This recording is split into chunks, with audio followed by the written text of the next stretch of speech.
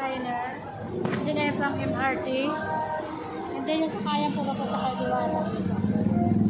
Santa Cruz. Ayan. Ituturo ko po sa inyo kung paano pumunta sa Diwata. Ayan, ito po ang mga sakayan doon. Ay, ini-event lang ulit. Ayan, ito po yung McDonald's. Ayan, makikita niyo po yung McDonald's. Ayan, sasakay lang po kayo sa nasa unahan na nakapila. Ayan, papunta po tayo sa sa Diwata. Ayan, McDonald's. Ayan. Diwata, kuya. Diwata. Ito, Diwata ito. So, sakay na tayo. Diwata Muwa. Papuntang Muwa ito. Pero dadaan po sa Diwata. Ayan. So, alam nyo na guys, ayan.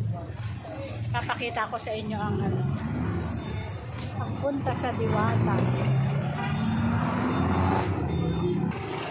So, ayan guys, papunta na tayo sa Diwata. Malapit na.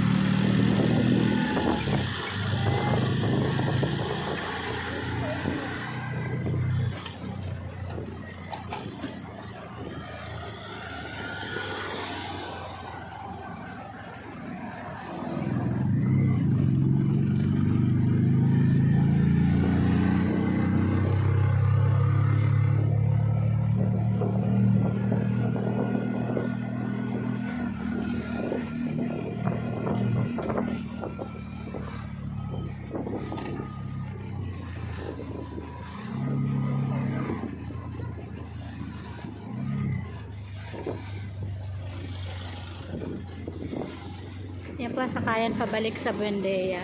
Yung mga e-bike din. Andun ang kay Diwata.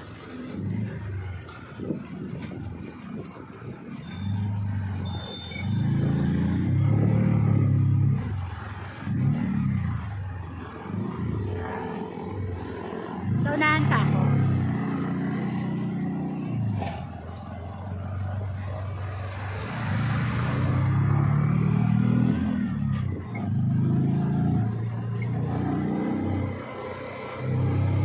Ayan ang kay Diwata, guys. Dito na lang.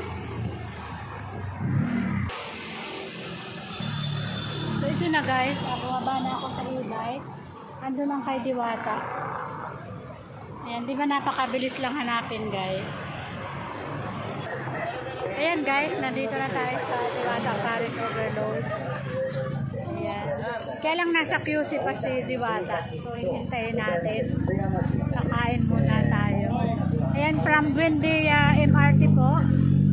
Pinakita ko sa inyo yung sakayan sa tabi ng Jackliner.